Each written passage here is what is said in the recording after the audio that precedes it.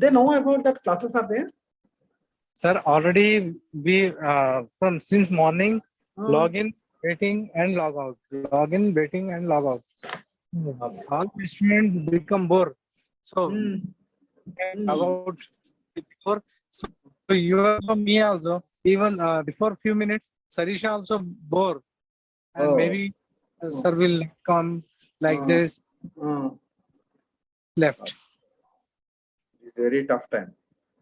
Yes, sir, today. Yeah. Right. Morning. In the morning also, no students are there, no? No, sir. I was logging since 11:32. I was logging. 20 minutes login, but waiting till 1 o'clock like this, then came to out. It's very tough time. Okay.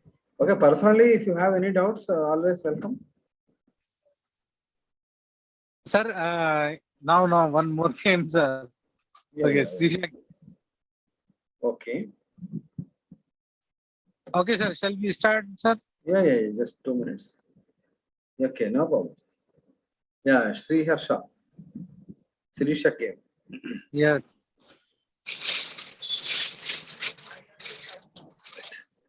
So, in the previous session, we have discussed about the block 1.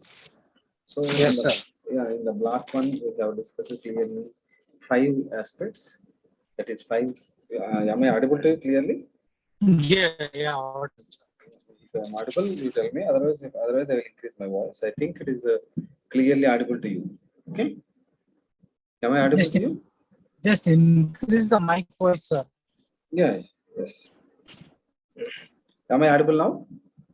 Yes. Right. So, in the previous sessions, what all happened that we have discussed about the unit 1, that is block 1.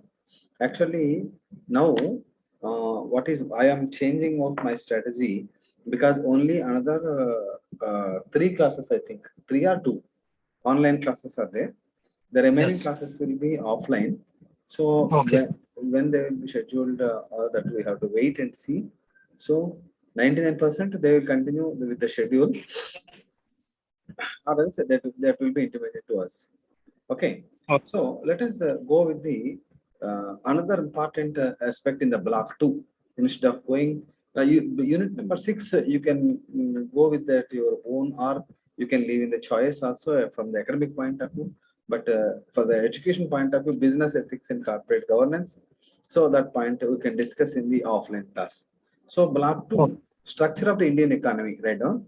Not just make a note on this because so that you can understand that yes, these many concepts are covered, right? Right. So block 2, structure of Indian economy. Okay, sir. In that structure of the Indian economy, in that block 7, unit number 7.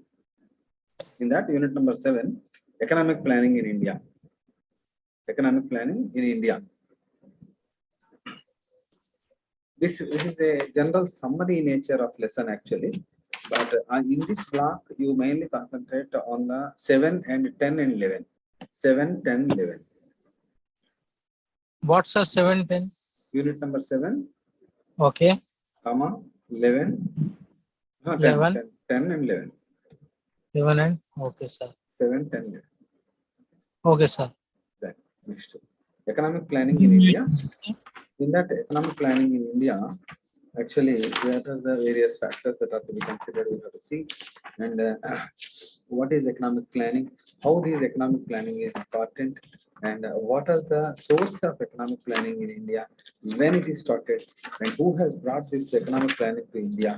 These aspects we are going to discuss in the present class. Okay, so this is actually general nature of lesson, so that it is not possible to show any sort of PPTs in this class, right? Unit number 7, right now, economic planning in India, right? So actually, when we are discussing about the economic planning in India, we have introduced so many factors. So about we have discussed about, and we have introduced to the subject various economic factors like technological factors, social factors, and so on and so forth. So as we have introduced the various factors of the environment which directly or indirectly influence the business, then how these various factors influence, then how to bring out the economic environment uplift. Economic environment uplift, that means increasing the economic environment or betterment of economic environment. So there are various factors like political factors, we have socio-political economic factors, we have discussed. Technological factors, we have discussed, and legal factors also there. And socio-cultural environment is also there. All these environments which directly or indirectly influence the economic environment, and so that the business is influenced by the various factors of this one. Okay, so in economic planning, actually, it has started its importance in the year 1950. Economic planning has given rise in the year early 1950. So, in the 1950, economic planning in India, it has taken its birth before 1950 itself, whenever 1947 independence has taken up. Then, after that, the Pandit Jawaharlal Nehru, who is the first Prime Minister of India, he has concentrated more about the economic planning. Because in those days, India is totally characterized by the very low level of agriculture, poor agriculture, or poor employment, poor growth rate, very low income for each individual family, almost poverty, almost total people are in the poverty, below poverty line, and economic production is very less. These are the various characteristics. Population explosion, no question of control about the population. All these factors, they have made a lot of problems to the economic uplift. So he has understood that, first of all, to develop India, not to make any sort of policy measures, but planning is very, very essential. With this concept, economic planning in India has played a very important role, not directly, but it is in the developmental process of Indian economy. It has taken the developmental policy. Economic policy, it is developmental activity has been taken into consideration. So economic planning process, to understand now, economic planning process has emerged in India about 1950s itself. Reason is that India is totally characterized by various sort of social evils like pollution, unemployment, untouchability, poverty, no education. All these problems are there. To develop from this particular level, the regulatory framework is to be developed. Regulatory framework is to be developed. In this view, it is to ensure the socio-economic objects through through economic development only. What Jawaharlal Nehru suggested is that unless economic development is taken care of, unless economic planning is taken care of, economic development is not possible. When economic development is not possible, it cannot, various factors like poverty, unemployment, untouchability, this cannot be eradicated. So, with this ideology, in the very 1950, the Pandit Jawaharlal Nehru visited so many places, and he came to a conclusion that totally it is required for the purpose of planning is more important than what we are doing all the way. So, economic planning is basically to achieve social and economic objectives through the economic development. This sentence you note down, that is important one. Economic planning is to achieve, economic planning is to achieve, economic planning is to achieve social and economic objectives, social and economic objectives, social and economic objectives through economic development.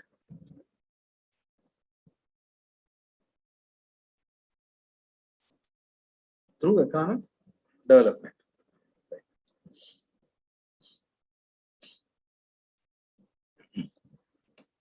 Then next. In the 1947, actually in the 1947, the low industrialization is a characteristic of the Indian economy. Low industrialization. Nobody is ready to establish industries in India. Everyone wants to move its own resources to the foreign countries basically, and at the same time, it is the economic segment which has widespread poverty and very little way of industrial development. Poverty, as I told you just now, poverty, illiteracy, social economic inequalities, untouchability. Several regional imbalances and many other social economic problems prevailing at the time made the first generation political leaders to concentrate more on the independent India to mobilize towards the economic development. This is page number 98. You can refer, sir. Page number 98, second pair. That part lines you can understand, you can underline so that you can make it out of the answer for that. When India achieved independence in 1947, the economy was stagnant state with the widespread poverty. That is, poverty is very high, very little scope of industrialization, illiteracy, nobody is there to study, and social and economic inequalities are there. Social economic inequalities, already we know, untouchability is there, poor casteism and all that. Several regional imbalances are also taking place. In this way, other social economic problems are also prevailing, which stopped almost the economic development of India. Then, Dr. Sri Rajagopalachari, see this quotation, if you write in the examination, that is also better. C. Rajagopalachari, a famous statement of political writer, made the following comment about Indian planning system. Actually, why this statement came up before that? Actually, the Nehru, he inspired because of the success of the Soviet Union. In those days, USSR, United Soviet Socialist Republic, which is a very powerful economic situation. So Nehru, after becoming Prime Minister of India, he got influenced with the economic development in the Russia, that is Soviet Union, where the central economy is always central economic planning is taking care of. The separate unit is there. Central economic planning is taken into importance aspect. Central economic planning is taken as an important factor. So when the Nehru taken the ideology from Russia, but whereas the seed money, capital is required, no? So capital is taken from where? So then he has obtained the various sort of investments from the America. So planning is taken from Russia and implementation is done by with the use of the American funds. So with this American economic aid is there. American economic aid is obtained by Nehru and for the purpose of India's economic development. That is why Rajagopalachari made a statement that Indian planning is a Russian child, actually brought up in India and fed by the milk of America. I repeat, Indian planning is a Russian child which is brought up into India and fed by the milk of America. So we have brought the child from Russia, that is economic development, and we are developing India into that, and the food and other things are given by the American economic aid. So with this process, first of all, in the year 1950, Jawaharlal Nehru started for the thinking about economic development in the Indian economy. So another important note is here to Keynesian Revolution. I repeat, Keynesian, K-E-Y-N-E-S-I-A-N,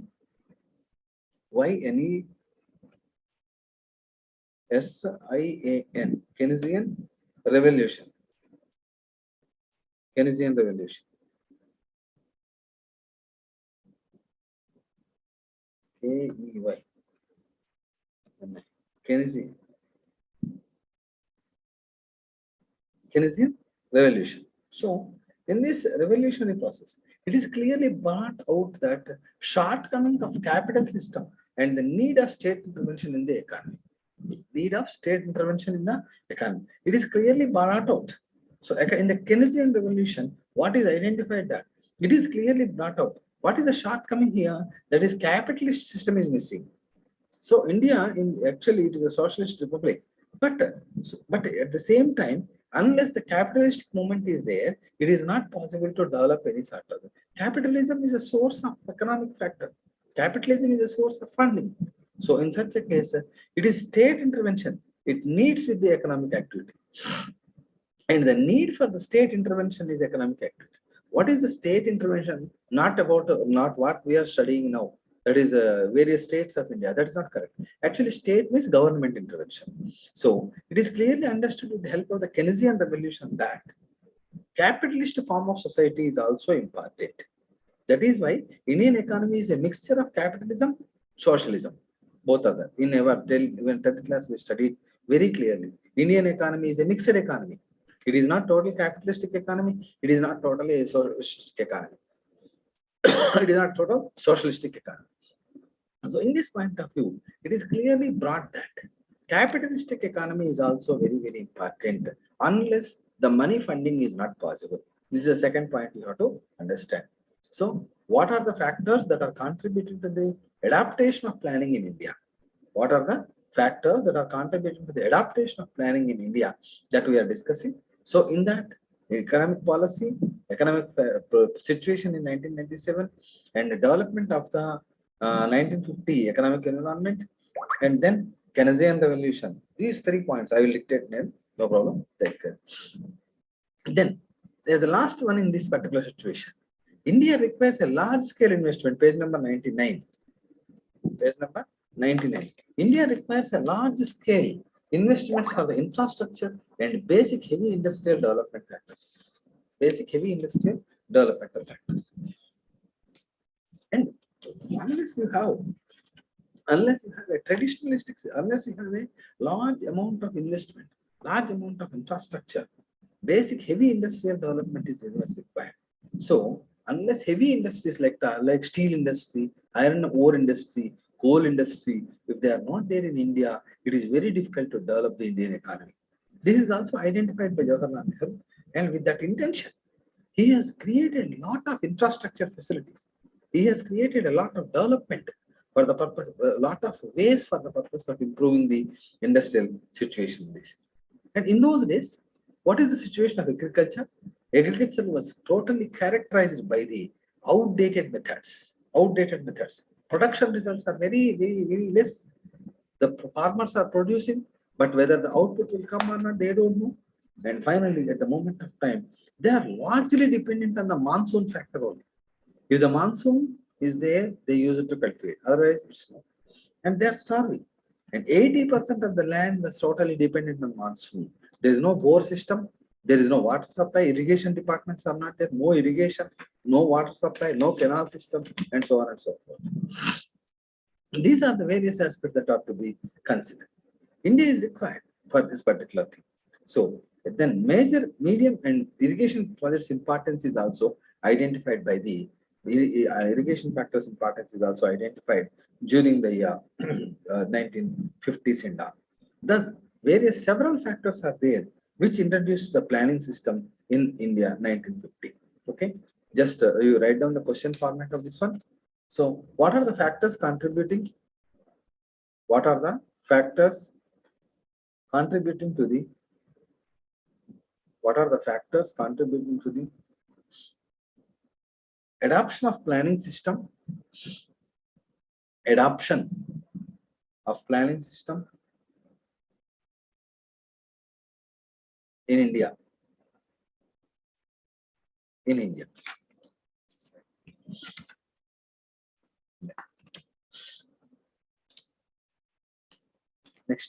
Next important aspect. So now we have discussed two aspects in this. What is the situation of Indian economy before 1947, and how it is characterized, and what are the factors that are contributing to the adaptation of planning in the developmental process? So what are the various factors? This is the important situation. Next, meaning and need for planning in India and 5-year plan. So successive 5-year and annual plans. Need for planning in India. Why there is a need for the planning in there? That we have already studied. So how this planning process is taken care of? How the planning process has gone through in this particular factor, in this particular situation. So economic planning is done. However, what is the need for that we have identified. But whereas at the same time, so economic planning may be described as a deliberate government attempt, to coordinate the economic decision making over the long run. To coordinate the economic decision over the long run. What is economic planning actually? It is a government attempt. It is a deliberate government attempt to coordinate economic decisions taken by the various organizations, but in the long run, not in the short run perspective.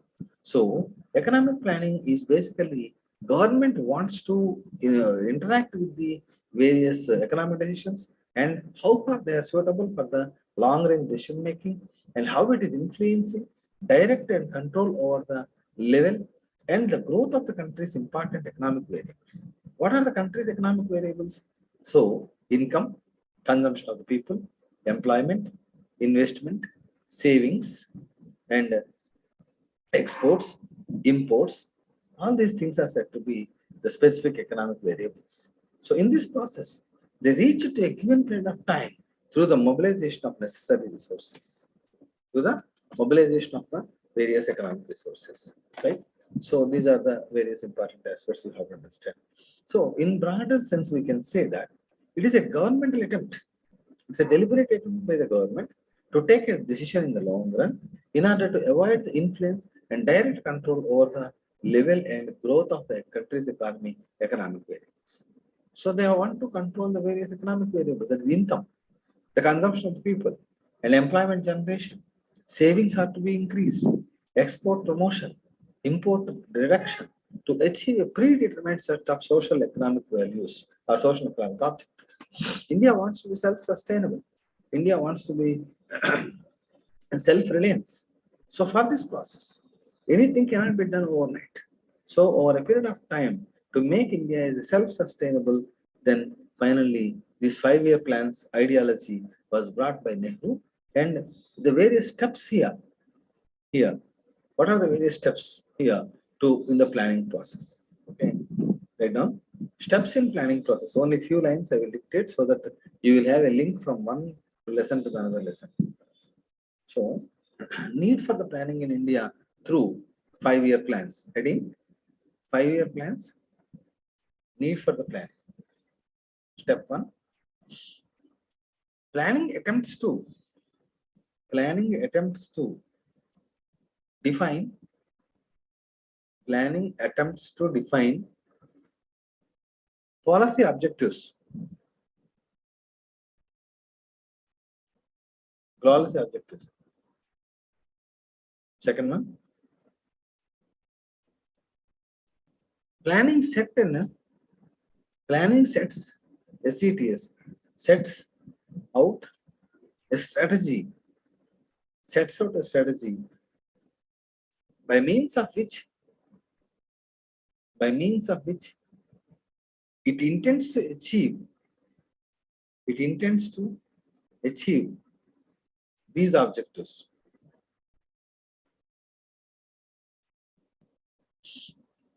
Next, planning, third point, plan attempts to present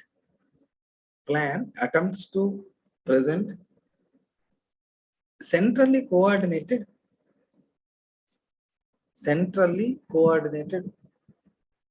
principles and policies.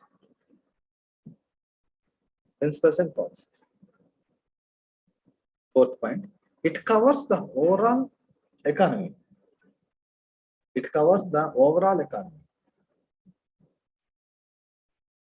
Next, a plan covers optimality and consistency. Plan covers optimality and consistency.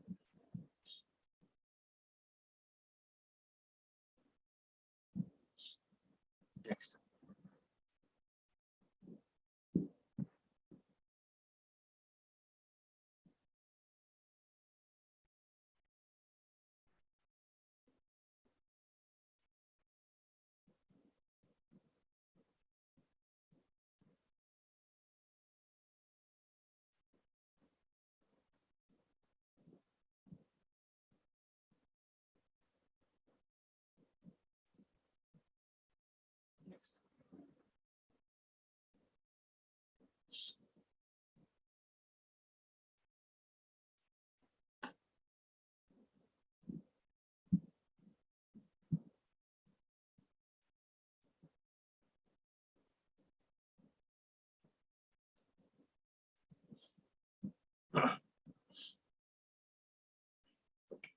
Then let us talk on these aspects and continue. Planning attempts to define the policy objectives. In every economic planning system, when we make an economic plan, In the every 5 years plan, it is very clearly mentioned that what are the various objectives of this particular 5 year plan. That is agricultural development, education development, industrialization, or improve the technology-oriented agriculture system, and so on. Like that, the various objectives are clearly mentioned. And then the developmental plan sets out the various intents to achieve these objectives. What are the strategies that can be adopted? How better these objectives can be achieved? These aspects are considered in this particular situation. The plan attempts to present a centrally coordinated activity.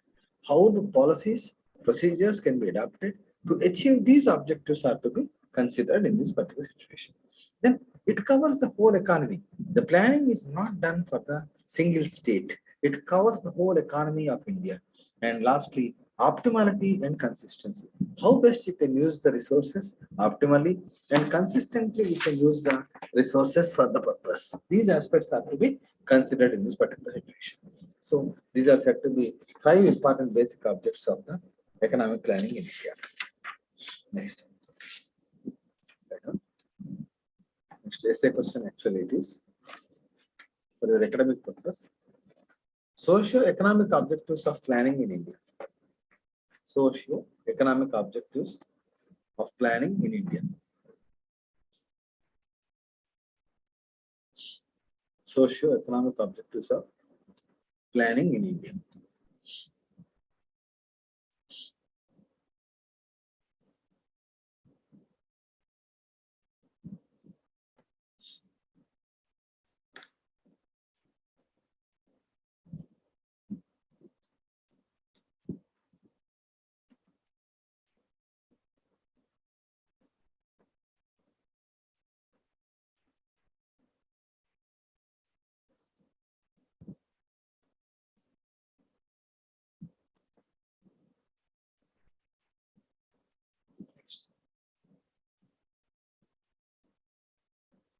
First one, economic. What are the various socio-economic objectives of planning in India?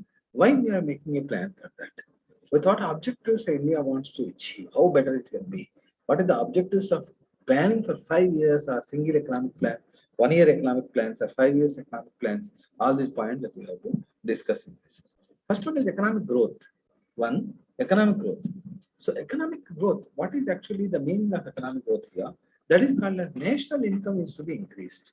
India's national income is to be increased. That is per capita income. That is growth rate is always directly dependent. That means how individuals' growth rate or how individuals' per capita income is increasing. That represents the economic growth. So national growth always is very, very essential than the per capita income. And if per capita income increases, that leads to the income increase. So the rate to reduce the, and at the same time, if the national income is increasing, but the population is also increasing, automatically per capita income will come down. So always measures have to be taken for the purpose of reducing the population growth. So if the economic growth is taken in the form of national income increase, but if the population growth is also increasing, then automatically per capita income will come down. As a result of that, the economic development of the country is not possible. Second point is that removal of unemployment. Unemployment problem is very high in those days. India's economy is still now characterized by unemployment and lack of substantial employment, partial employment, and so on and so forth. So India's country, large workforce is there in India. In India, there is a large workforce. But why they are getting unemployed? That is one chronic problem in this. Employment opportunities are not getting generated. Employment, but in case of China also, the population is high, but the employment generation opportunities are very high in this. So in this phenomena, employment opportunities also to be geared up and so that it is best for that. Labor force can be utilized better. Mostly, that is the reason why in the 5-year plans, Jawaharlal Nehru identified that labor-oriented economic plans are generated. The economic objectives, that is called as 5-year plan objectives. They include unemployment problem reduction, the problem reduction of the problem of unemployment. These aspects are reduction in the third point is that reduction in economic inequality. This is page number 102 actually, 102. Page number 102. So at the time of independence, Indian economy and social characterized by the extreme inequalities. Rich people are rich, poor people are very poor. That is called a zamindari vyavastha.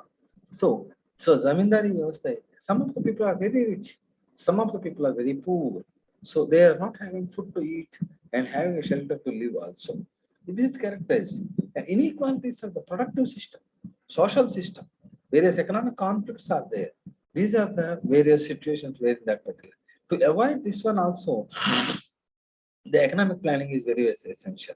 To reduce progressively economic inequalities and social justice is to be given in prior part. Social justice is to be given as a prior part. In this phenomena, the main objectives of the economic planning is taken care of. Next, fourth one, elimination of the poverty.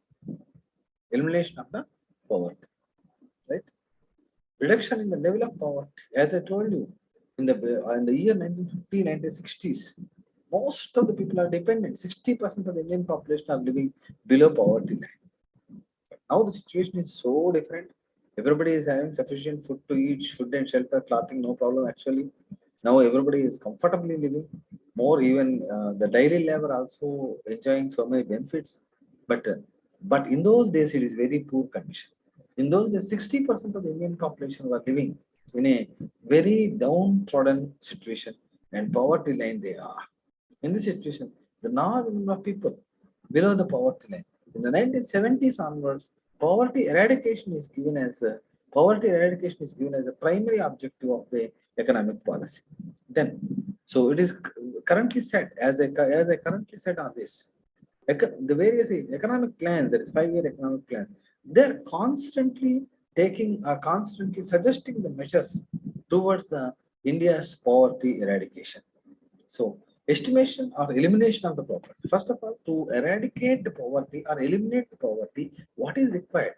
If you are able to generate employment opportunity, if you are able to make out employment opportunity, if you are able to make the per capita income grow, automatically each individual will be able to have his own food, shelter, and clothing on this. Next, modernization, including technology upgradation, modernization including technological upgradation. Sirisha,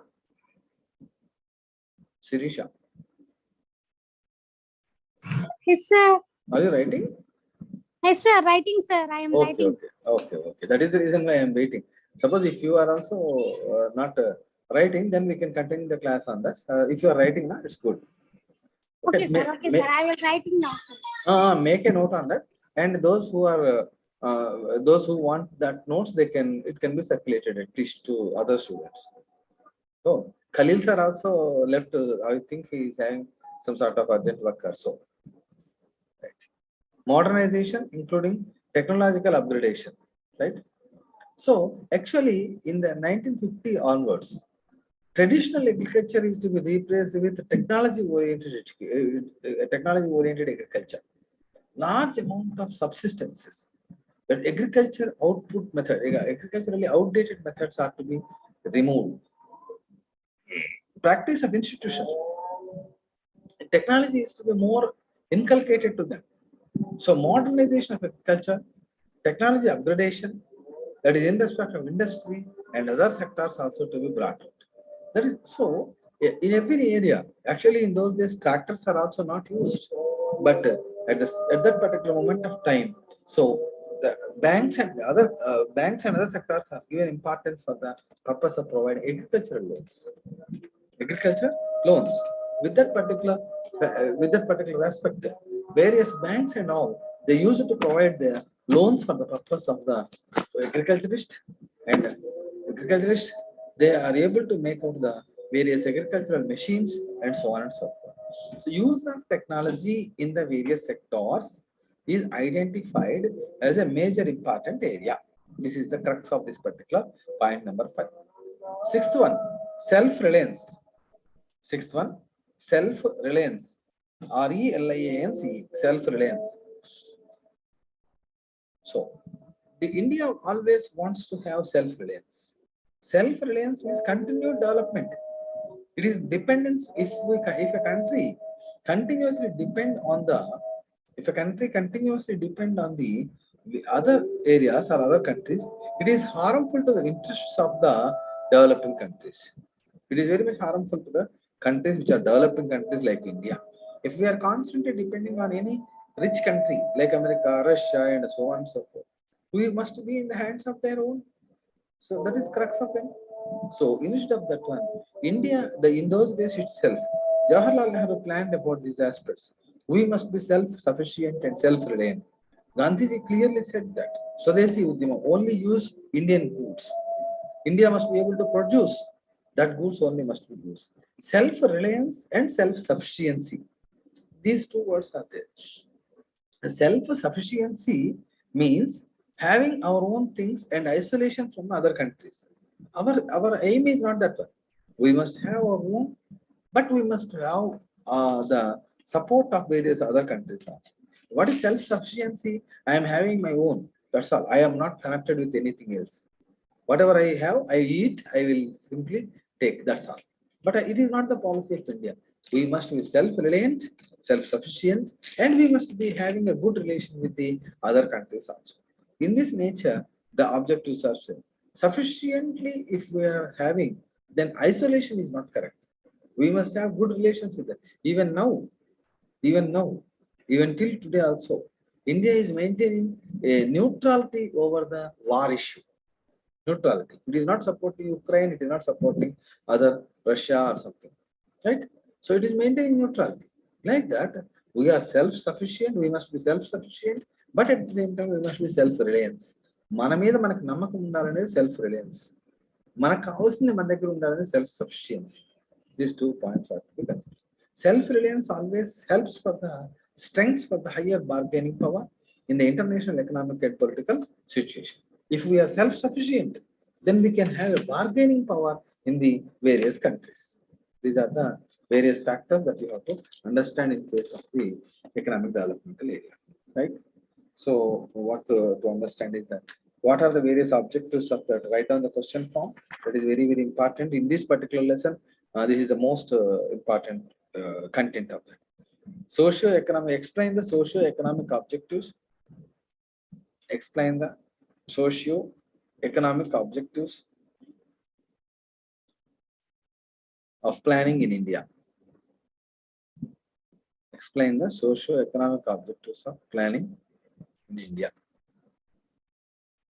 So 6 points we have discussed. There is economic growth, there is removal of unemployment, reduction in the economic inequality, elimination of poverty, modernization including technological upgradation, self-reliance. These 6 points you must be able to quote in this particular lesson, right? Are you okay? Able to understand? Emma? Next.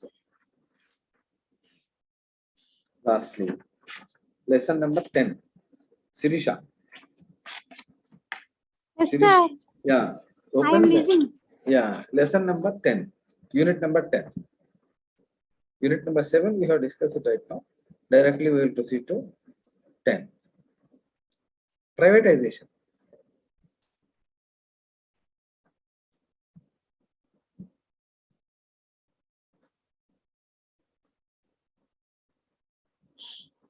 Privatization.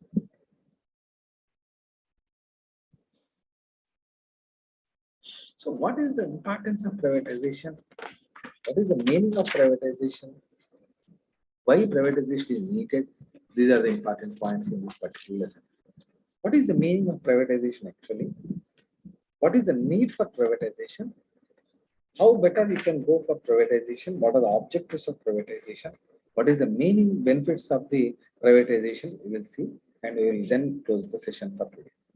First one, privatization refers to the transfer of the public units into the hands of the private sector. Privatization, that means actually most of the economists are against for this particular objective. But so many sectors are getting privatized.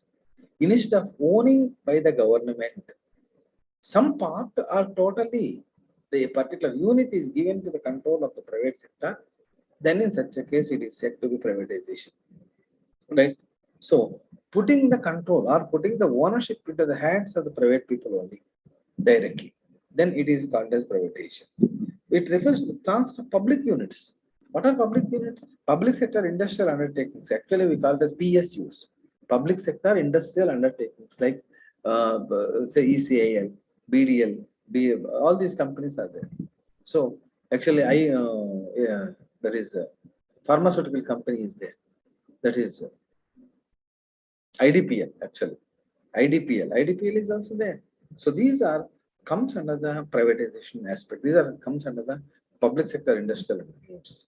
Then the various important factors that are promoting towards the privatization of this one is that putting the control in the hands of the private sector, that is called as privatization now. So what is the term privatization include? A wide variety of measures actually. So it is rolling back the public sector. Rolling back the public sector. That means public government will not intervene in the management aspect. Government will have overall control over the organization only, and government will take care of these aspects. Substitution of market system, allocation of non-market systems. Market will become a competitor for this one. Then decentralization, denationalization, or scheduling aspect. Denationalization means what actually taking the ownership into the control of the government is called as nationalization, whereas giving the control from the government to the public is said to be denationalization. These are the important aspects you have to understand. Then need for privatization, right on. Need for privatization. Need for privatization. First one, higher quality management. Higher quality management. Second, higher quality management. Private enterprises are subjected to